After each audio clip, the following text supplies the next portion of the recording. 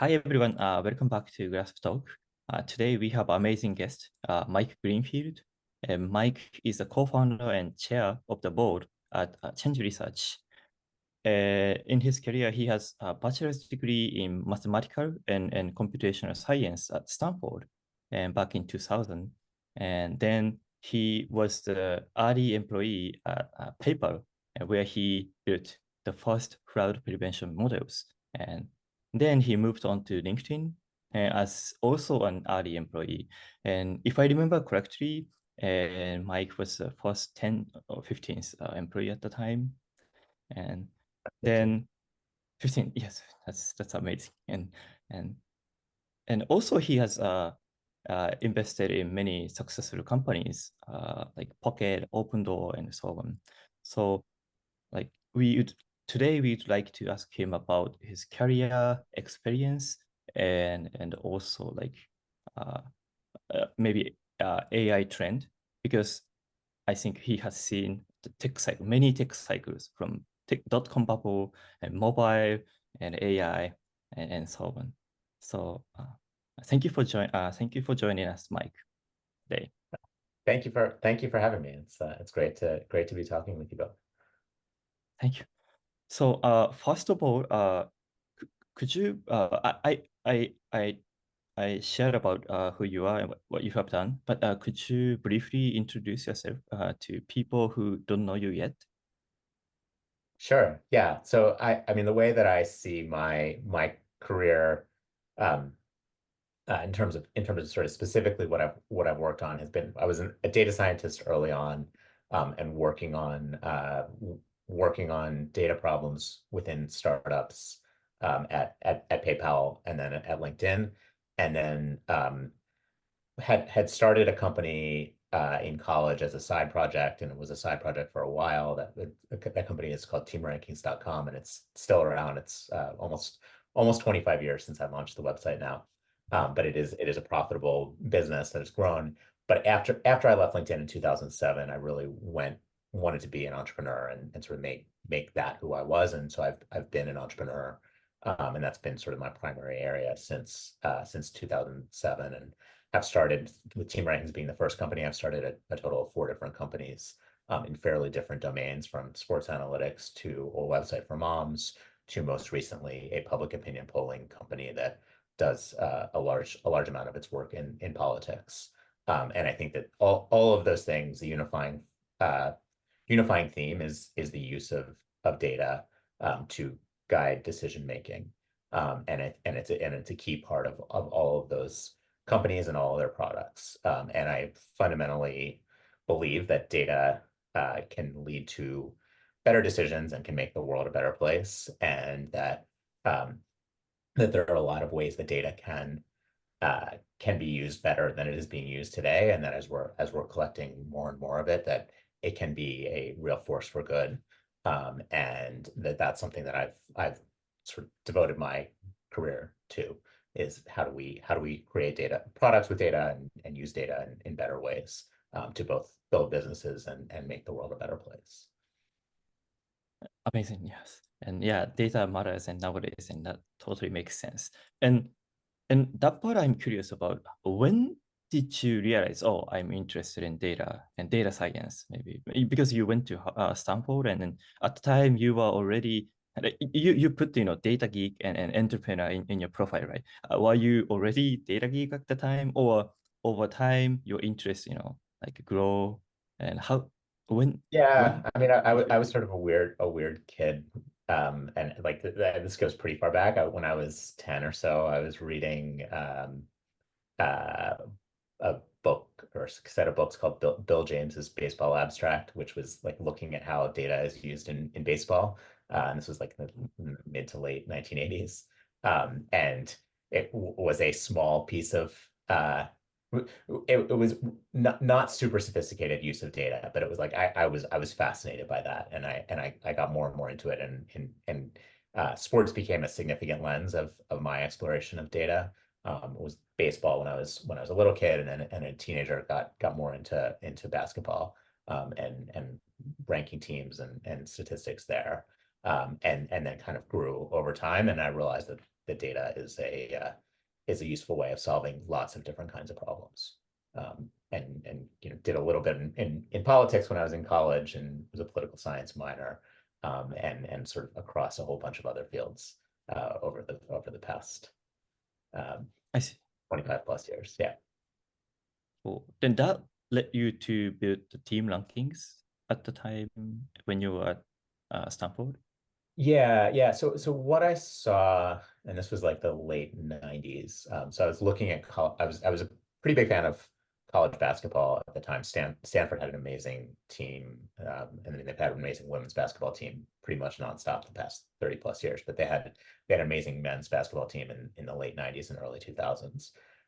And I was pretty into that, and what I saw was the way that teams were ranked relative to one another was it struck me as sort of arbitrary, and it like didn't seem like a logical methodology. And it's not an easy problem. Like you look at certain sports leagues, like you have every team plays every other team a certain number of times, and so it's pretty easy to tell which is the strongest team. In college basketball, you have 300 plus teams, and they're playing like 30 games. And some of them are playing almost all those 30 games against the weakest opponents, and some of them are playing almost all of them against the strongest opponents. And so it's legitimately a tough problem to say this team has 8 wins and 22 losses, but they've played an incredibly tough schedule. And this other team has 24 wins and 6 losses, but they've played most of the weakest teams in the country. Which one is better? And so I was looking at how do you take in those results and figure out how do you rank teams and which teams are stronger. And then that sort of led to some other things about how do you predict games and how do you make decisions about, if you're entering a pick 'em contest against your friends and you're trying to make picks and you're trying to beat them in the contest, how do you make decisions to optimize your odds of winning? And that's been kind of the story of team rankings over time, is building up more and more of that. Wow, that's really interesting. And did you think of the model by yourself? Like, or did you read some academic papers to think of, you mentioned, how you weigh the team, the ranking and so on. Did you learn by doing Yeah. and Yeah, I mostly learn by doing, and I think, I mean, I'm there are people who are incredibly good at reading academic papers and getting things out of them and applying them. It's not necessarily my strength. I try to do it a little bit, but it's not something I'm great at. But something I think I'm pretty good at is understanding how people are solving a wide range of problems and then trying to apply them to other kinds of problems. And I think I don't even remember how I came up with the original system for team rankings, but I sort of understood linear algebra at a certain level, and I was like, oh, maybe this linear algebra approach can apply to ranking sports teams. And then there were some other additions I brought in from other channels, but it was very much a new system and a new process to try to rank teams in that way. I see. I see. Thank you. Yeah. And then you move on to, you started working on paper, right? How did it happen? And at the time you mentioned that you built first fraud prevention models, right? At the time, I assume you collaborated with researchers or read some papers or something, and could you tell us a bit about, how you got into paper and so on? Yeah. So I I actually, right after I graduated from Stanford, I joined a small startup, which was not successful, and I was there for about 8 months after graduating. But while I was there, I actually found out that my cousin's wife was working at PayPal, and I had heard about PayPal through different Silicon Valley channels, and I'd actually I had signed up for it because I got a $10 referral fee. And that was actually while I was still in college, but I signed up for this referral fee. I found out that my cousin's wife was working there. And I think my cousin said, hey, you should look at this company. And I wound up deciding to interview there when I was looking at jobs in a few different places. And was super impressed with the caliber of the team, and it seemed like an important and useful set of problems to be working on. When I actually started working at PayPal, I think it took me about 6 months before I was really effective. It was not a super structured environment, and it was sort of, here's some interesting problems, like go figure out what to do. I was 22, about to turn 23 when I joined. I didn't necessarily have the skills to be able to navigate that super well, and so it took me a little while to ramp up. And And by the way, how many people were there at the time? it was, I think, between 100 and 150 when I joined. 150. It's not a super small company. But you are like 15 engineers or something, like so at PayPal. No. Probably 20 or 25 engineers when 22. Yeah. Interesting. And I was actually not an engineer. Okay. If someone like me who joined there today would be called a data scientist. That term didn't exist back in that prehistoric period. Makes sense. Yeah, but so there certainly was some pretty solid and impressive fraud detection work going on when I joined. The way, however, that different transactions and different individuals were being flagged for fraud detection was pretty simplistic, and it was very much like, if someone has done this and this and this, then we'll put them in the queue.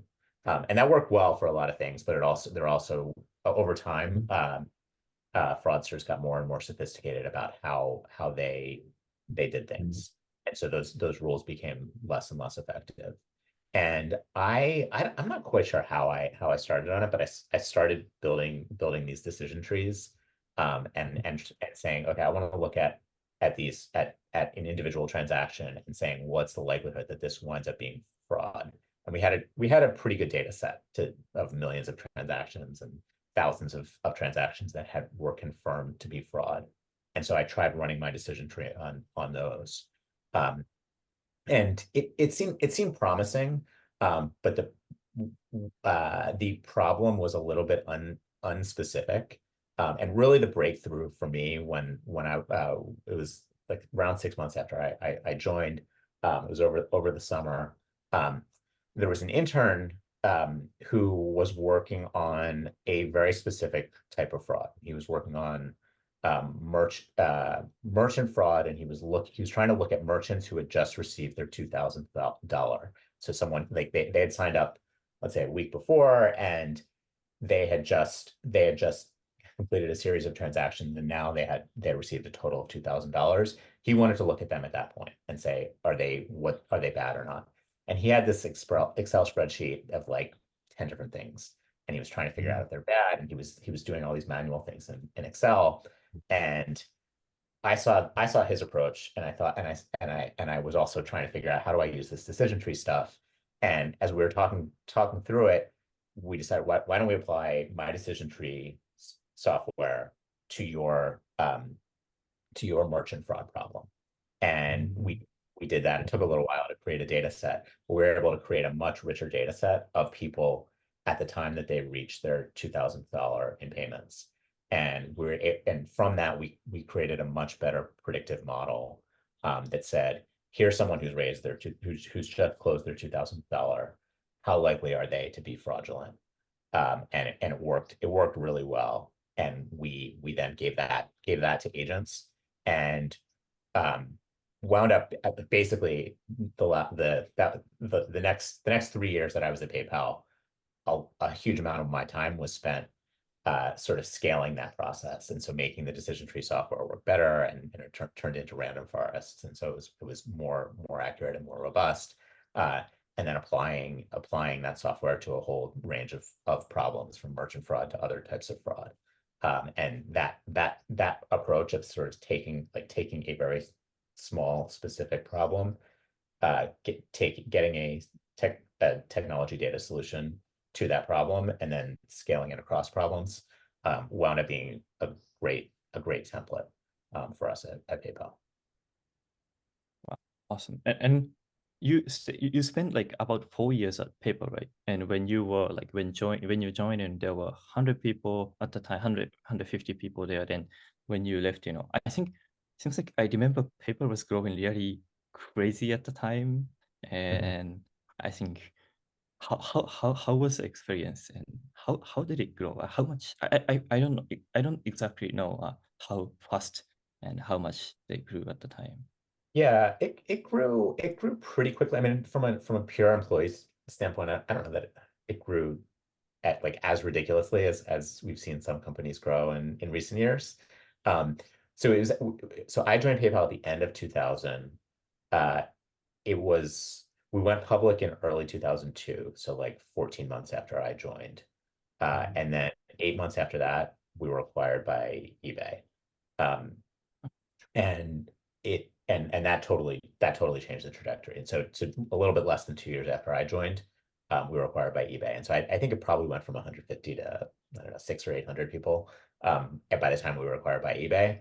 And then as part of eBay, we were part of a multi-thousand person company, which totally changed the dynamic. And also like the PayPal got merged with X.com, right, at the time. And now it's kind of Twitter, but now, at the time it was similar. And I remember both company are in the same building, if I remember correctly.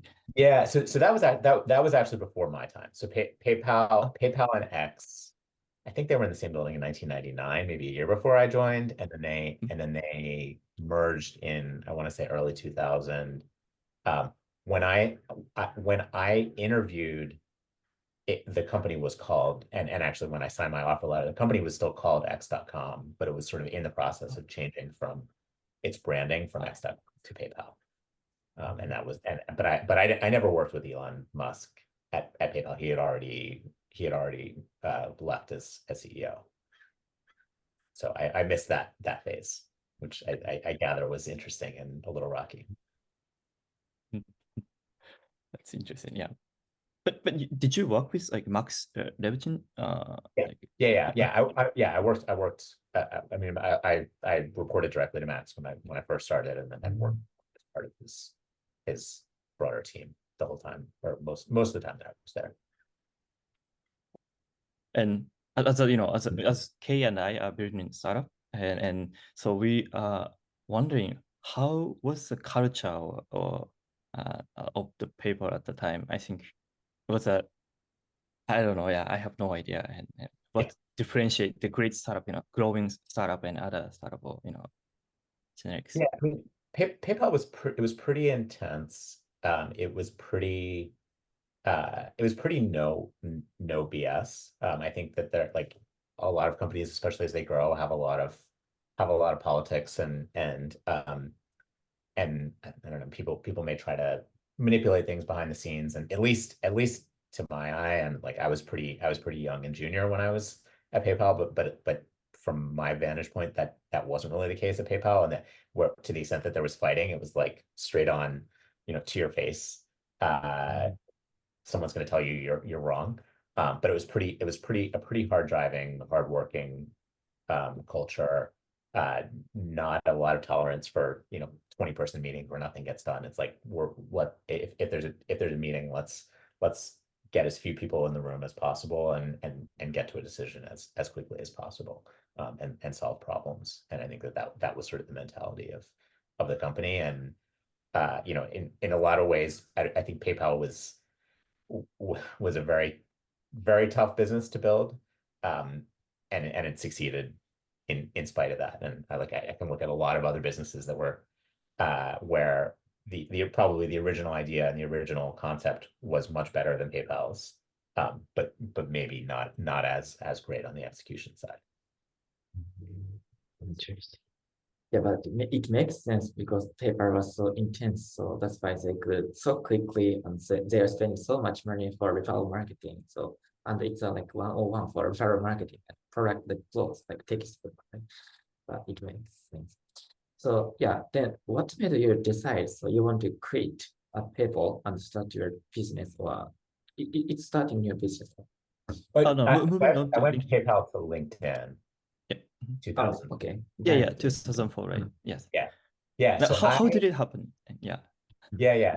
So PayPal, we had, um, there were pickup soccer games once or twice a week, and it was that was a sort of a fun part of the experience. One of the people I worked with at PayPal didn't really get to, or I didn't work with him directly, but I played pickup soccer with him a bunch. Was part of the founding team at LinkedIn, Lee Hauer. Uh, Lee, I knew about LinkedIn mostly through Lee, and he and I grabbed lunch one day while he was at he LinkedIn had just launched a couple months prior. We grabbed lunch. I heard about LinkedIn.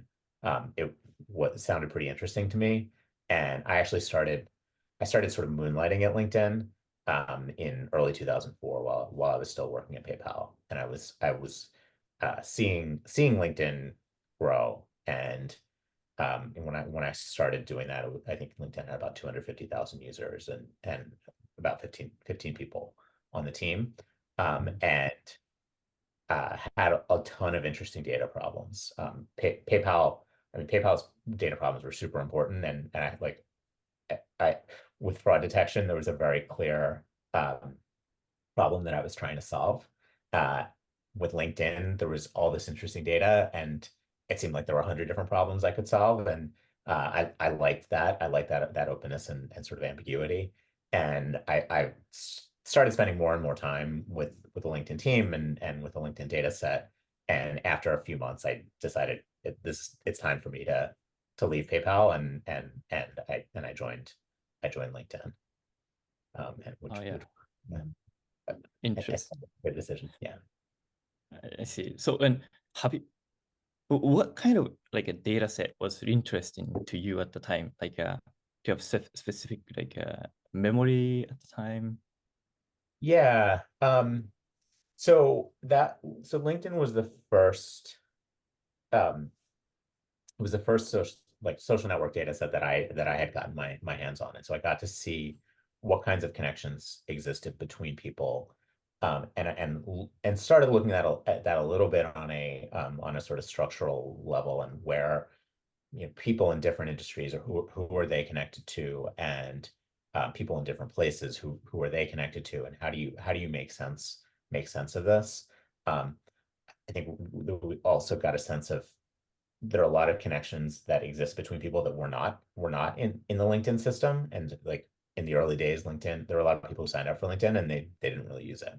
And so uh, we were trying to figure out how do we enable more connections? How do we facilitate them?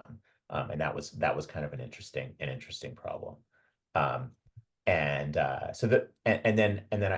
I looked at the usage data and how are people signing up for LinkedIn, who when someone sends out an invitation, how likely is it that the person clicks through and goes through all these different steps? And where is the drop off happening? What's working and what's not? And that sort of product analytics, I think, is something that I presume that there are people who are doing that at PayPal. I wasn't involved with that, but that was sort of a new thing for me to be looking at. Is like, okay, how are people moving through this flow? What's working? What's not? Are there places where 30% of people are dropping off, and we can at least experiment with some things to see if we can get that 30% down to 20% or 10%. And if you do that in a few different places, you can make a huge difference in how many people are using the product, how many people are sending it out to their friends, that sort of thing. And that was a neat set of experiences to have in the early days of LinkedIn. But do you remember what was effective so in terms of increasing the usage of the product? If you do you remember it? Yeah. Uh, a few things. So uh, a a little bit after I joined there, building a Reconnect product. Reconnect. Yeah, and which it started out super simple. It was basically we knew that you had worked at this company at this time.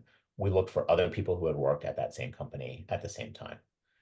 And giving you a prompt that said, hey, here are these 10 people who also worked at this company at the same time as you. Do you know them? And you could tick boxes. That was a great way to create more connections in the system, and also send emails to those 10 people saying, hey, Kay wants to reconnect with you. Yeah. That was one big thing. Later on, we launched people you may know, which was sort of an extension of that. It's sort of people you may know through various channels, and we used a lot more things as signals for that. And that was a pretty good driver. And then a big thing was just trying to find interesting emails to send people that would engage them. And early on, people didn't really have a good reason to come back. And if we could give them either updates or product features or something of the sort, that was helpful. That's interesting and so smart. So reconnecting with people after quitting, yeah, that makes sense. But so how about user acquisition then? So people want to send invitation to LinkedIn, or LinkedIn does marketing to user acquisition. So what was the growth strategy? Yeah.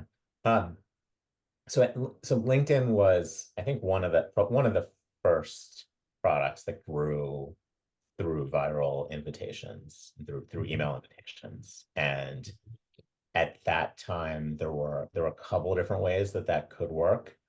So a small percentage of people would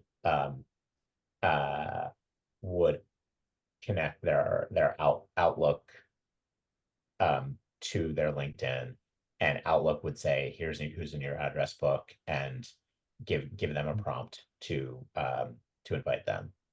A second was they could upload their address book, whether it was from Outlook or somewhere else, to LinkedIn without using the Outlook tool, and quickly say, okay, here are 100 people in my address book. I want to invite these 20. Those both could drive a lot of invites. The most common was we would after you signed up, we would show you 6 prompts and say, add people to your LinkedIn network. Put in a name and an email address and invite someone. And I don't remember the percentage, but a pretty good percentage of people would do that. And I think that drove a good percentage of the virality. I think one of the crucial things that LinkedIn was really smart about was making that invite more about the person who was inviting you and less about LinkedIn. And so it was please join my network, as opposed to please join LinkedIn, because at that time nobody had any idea what LinkedIn was. And so why do I care about joining LinkedIn? I don't care about that. I want to join Lee I want to join Lee's network because I know Lee. I don't know LinkedIn. That's very interesting approach, and yeah, and also that was 2004, 5, 6, I think, and that's amazing. And also, did you work with Reid Hoffman at the time, or was he? Yeah, I did. Yeah, I did. I didn't work much with Reid at PayPal, but yeah, at LinkedIn, I got to spend a decent amount of time with Reid, and Reid is an amazing product thinker and strategist, and came up with a ton of these concepts, and I think thought really intelligently about how do you structure a social network, and how do you focus it on professionals in a way that adds value to people's lives. I see. And I'm curious about, what was at the time, what was Reid was thinking about, do you remember, the topics he all often mentioned, or brought to the table, and because now the LinkedIn is really big and billions of people using it, but at the time, I think, as you mentioned, a couple 100,000 users using it, right? And at that moment, I'm curious what he was thinking, and it was a 10 years roadmap, or more like a 1 year, 6 months roadmap? Yeah, I mean, a couple things that really struck me at the time. One is he talked about LinkedIn as being the place where you hang your professional shingle online. And so I don't think there was a sense that there was, here's the place where you have your, or like, I mean, even the idea of a professional profile didn't exist at the time. Like you maybe had some people who randomly had things on their websites, but no, there was not a common place where you sort of, this is where I represent myself as a professional online. And I think he conceived of LinkedIn as being a place to facilitate that. The second thing, which I think in some ways LinkedIn is less of today, is really the network part of a professional network and the ability to get to other people through LinkedIn connections.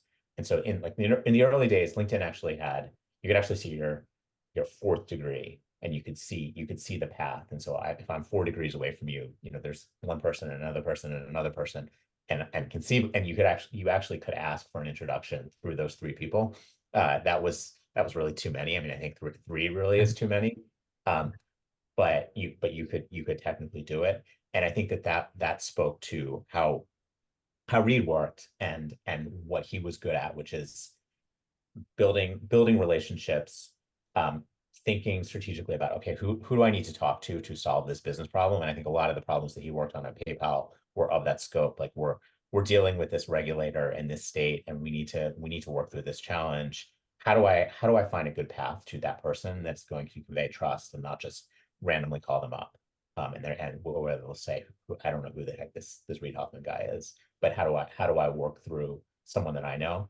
And he saw the importance of being able to systematize those relationships, or to systematize the getting through to people and using and building from those relationships. And that was a big part of what LinkedIn was in its early days. Interesting. And when you compared the culture at PayPal and LinkedIn, was that similar or totally different? And Yeah. what's your thoughts looking back now? Yeah, it was pretty different. PayPal was much more hard driving. And if I showed up, I mean, if you showed up at the PayPal office at 8 p.m. on a Tuesday, or at noon on a Sunday, I mean, especially 8 p.m. on a Tuesday, but to a decent extent, noon on a Sunday, you would see a good number of people. And at LinkedIn, the office was much, there were a lot fewer people there. I think PayPal was, I would say, more engineering driven. LinkedIn was a little bit more product driven. I think in some ways, like LinkedIn was sort of the manifestation of Reed's product vision, which was, I think, in most respects spot on. I think that PayPal was a great culture for getting the most out of people, and for letting people solve really important business problems, and there were a lot of them that PayPal had, but I actually don't think that there was as clear or compelling a product vision that was driving PayPal, and so that in a lot of ways, like the execution of PayPal was better, but LinkedIn was building towards a better, more visionary, strategic product. That's really interesting. And then you move on to entrepreneurial ways, right? And Yeah. why did you decide to leave LinkedIn after 3 years? And what made you to start your own company project at the time? Yeah. So I found LinkedIn's the product aspects of LinkedIn to be fascinating, and there's a ton of interesting data to be working with. I think I had actually been working on team rankings on the side through my time at LinkedIn, at both PayPal and LinkedIn. I've been working on team rankings and building that up. I enjoyed the speed at which I could execute on team rankings specifically. LinkedIn was a little bit slower moving, and I had the perhaps ridiculous notion that like I could do this entrepreneurial thing, and I'm like I want to drive something forward. And so that was kind of an impetus. I didn't necessarily know what I wanted to build when I left LinkedIn. I didn't really want to. Like I like sports, but I didn't really want to make that my life and my career. And so I didn't really consider team rankings as a place where I would spend the bulk of my time. And so I left LinkedIn to start a company, but it took me 6 months or so before I figured out what that company was. I see. And between during the 6 months, what did you like? Were you searching some topics, or were you thinking about the next idea, or test some, like iterate some ideas, or Yeah. yeah, I mean, I met with a lot of people who are interested in starting companies. I consulted with a few different startups, and did some interesting projects with them. And I think I remember at one point feeling like I was somewhat overcommitted on consulting projects. And that like what I really wanted to do was to build a company.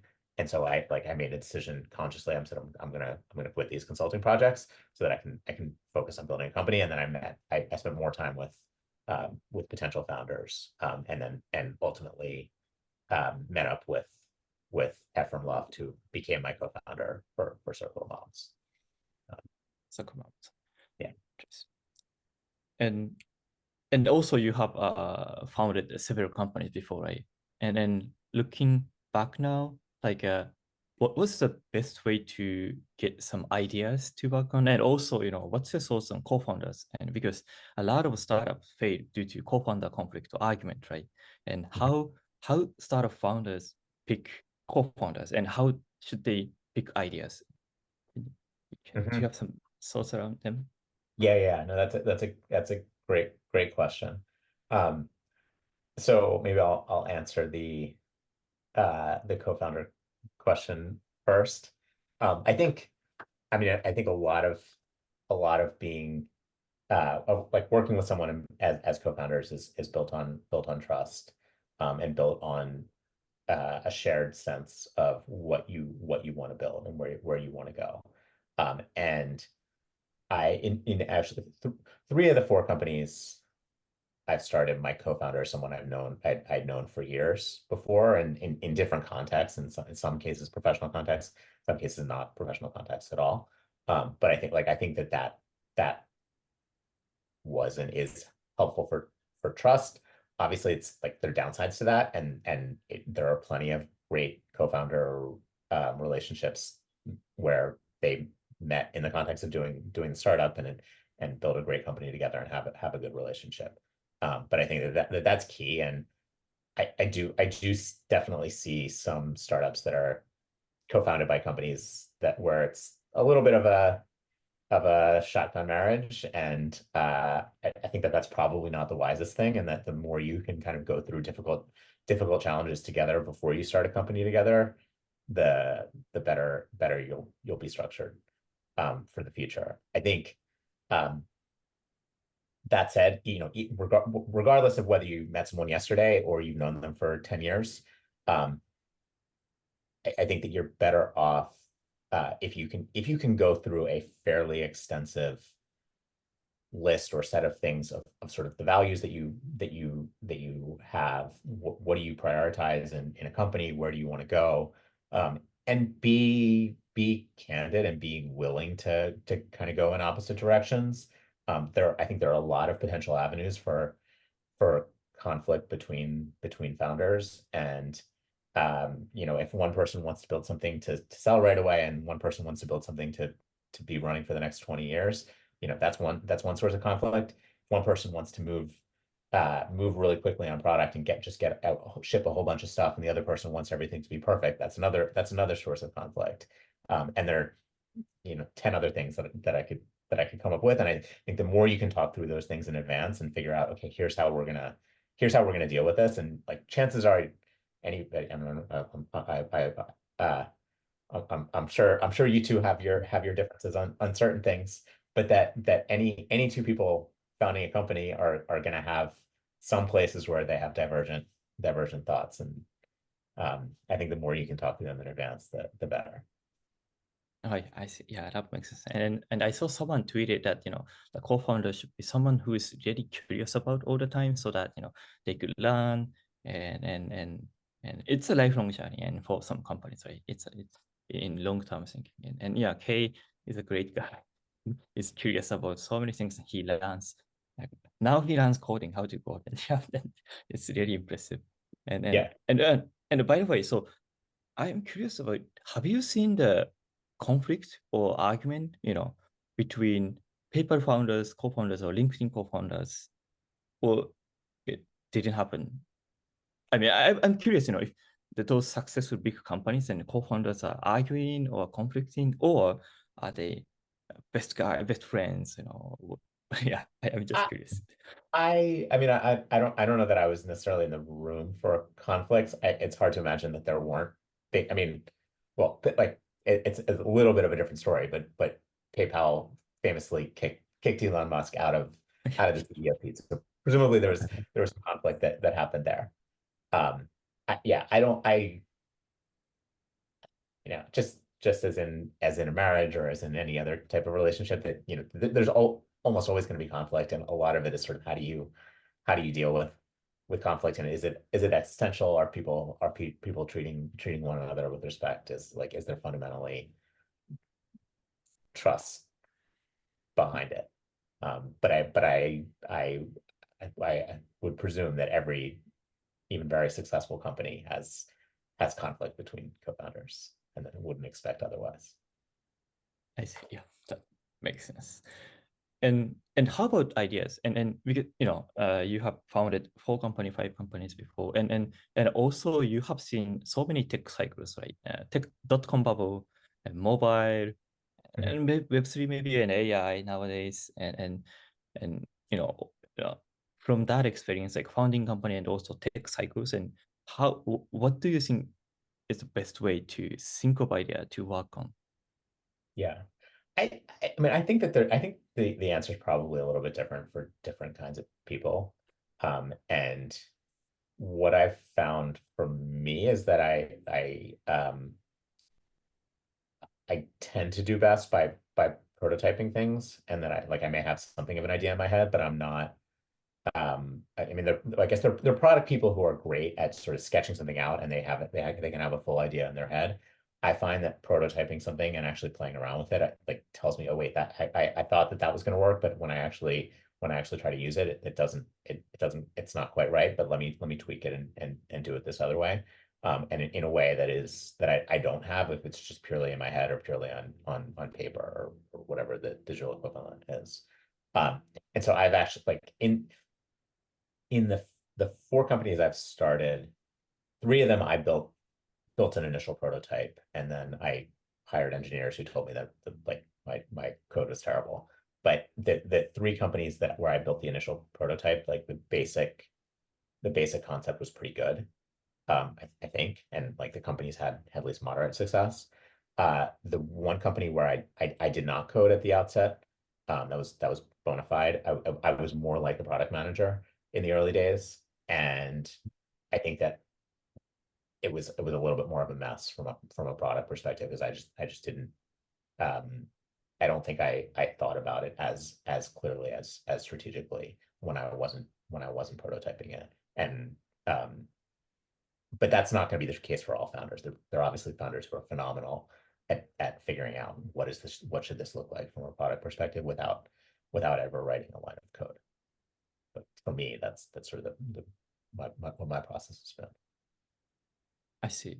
And looking back now, I mean, depending on the personality and the situation, but would you recommend dedicating some work as a CEO or co-founder, dedicating some work to others? And then I remember you recommended, I don't know if you can tell now, but you recommended Radical Dedication, the book. And what's your Yeah. thoughts around dedication? Yeah. Wait. So Uh, sorry. oh, so Yeah. Go ahead. yeah. So how about the dedication? How, some founders want to code by themselves. Some people want to hire someone to work on it, and so dedicating some work to others, Oh, right? okay. Yeah. I'm sorry. I Uh, misunderstood. I misunderstood. But yeah, so that's- so how to think about delegation and where do you I think, I mean, one of the things I've been impressed by with the two of you is your commitment to learning for yourselves and also to building a platform, a product for learning. And I think at least a part of my answer to that question of how, like, what should you delegate as CEO, especially in the early days, should be based on learning, and that there are certain things that as a founder CEO, um, are really valuable to learn and to understand, and that I mean, I'll give like sales is a totally different avenue, and but I think in a lot of ways, like at least one founder spending time on the phone or in person or whatever doing sales um, is valuable for them because they're going to learn. At a certain point, you get diminishing returns, and so maybe it is the case that a founder should spend, like, there's one stage where a founder should spend 50% of their time selling and 50% of their time doing other things. There's another stage where they should spend 10% of their time selling and 90% of their time doing other things. And maybe, way down the road, they're spending 2% of their time selling, but that they're learning and they're understanding the market or the challenges. And I think that applies to a range of different fields. I mean, there's some places where it probably doesn't make there's not that much value in the founder learning. If there's, like, if you have everyone in a physical office and someone needs to order lunch, like, does it really add a lot of value to the company that the founder knows the process of ordering lunch? Probably not. Um, but sales, product, in most cases, technology, those are things where I think there is value in learning and being able to do it yourself. But if you're doing it, if you've been doing the same thing for 6 months and you're selling in a certain way, but you're not learning, and someone else could do the job as well as the founder, or 80% as well as the founder, that's probably a stage when the founder should hand off at least the bulk of that to someone else, and delegate that. And then there are also kind of questions of, like, maybe there are ways the founder can learn just as much, but take pieces of it and be more efficient. So if they're spending a whole bunch of time writing, like, maybe they take the sales calls, but someone else is writing a proposal or something like that. I see. Yeah, that makes sense. Yeah, thank you. And so yeah, time is running up. But before that, we want to ask, because our audience are like aspiring founders, PA, product managers, or writers, influencers, creators. So through your history, career, and every old experience, do you have some kind of advice to them, or lessons, or advice to them? Yeah. I think that these days, I would say that in some ways, di discipline and sort of trying to steadily improve is often underrated, and that that sort of creative brilliance and is important, and it's valuable, but that there are a lot of ways in which just sort of like working at things and trying to improve yourself steadily behind the scenes is really valuable, whether that's about writing, about the way that you talk about things, the way that you try to sell, the way that you write code or do things technically, that practice and time spent do make a huge difference.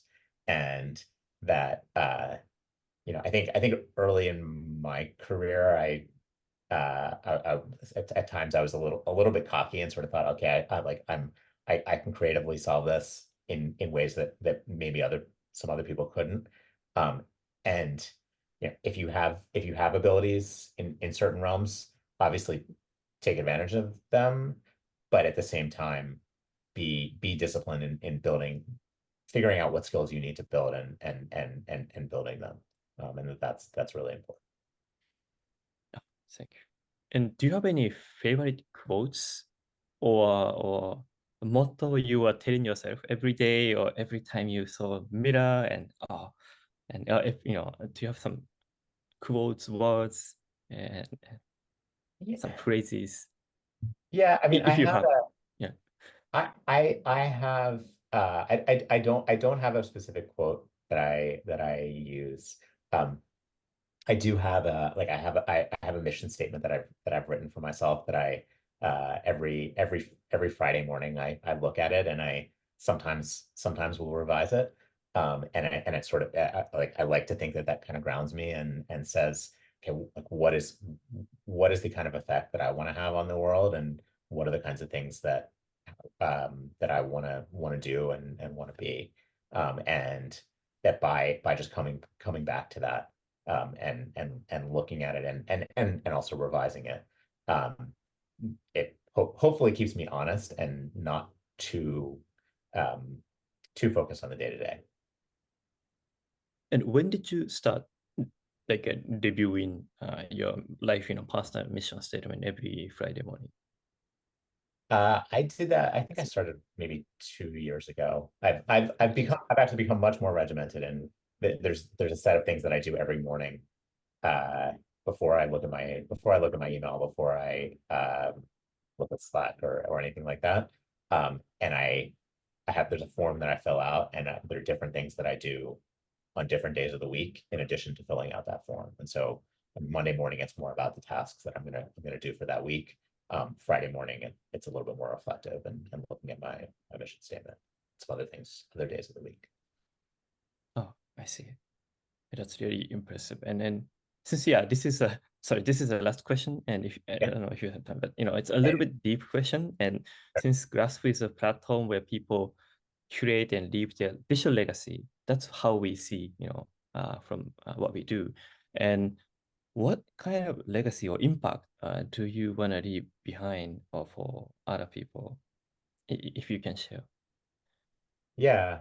I hope to I hope to both solve specific problems with data and make the world a better place. I think that data can make people happier, can make them more productive, can make them more informed.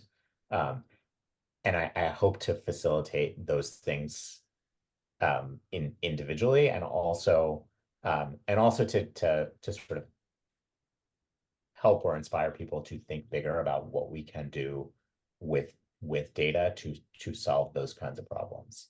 I think that the world can be a much better place than it is today, and I try to foster as positive a view on that as possible. Obviously, there are many challenges in the world, but I hope to foster that a sense of positivity and possibility, and also help to solve some of those problems, whether directly or indirectly. Oh, thank you. Good. That's really impressive. And yeah. Yeah. So yeah, thank you for joining today. And yeah, we really enjoyed your talk experience and so on. Thank you. Yeah, no, thank you, Kay, thank you, Kazuki. You guys are building a cool and exciting product with Glasp. I'm excited to play a small role, as you'll allow me in building that. And your questions were great, and it's been fun and inspiring for me. So thank you. Thank you so Thank much. you.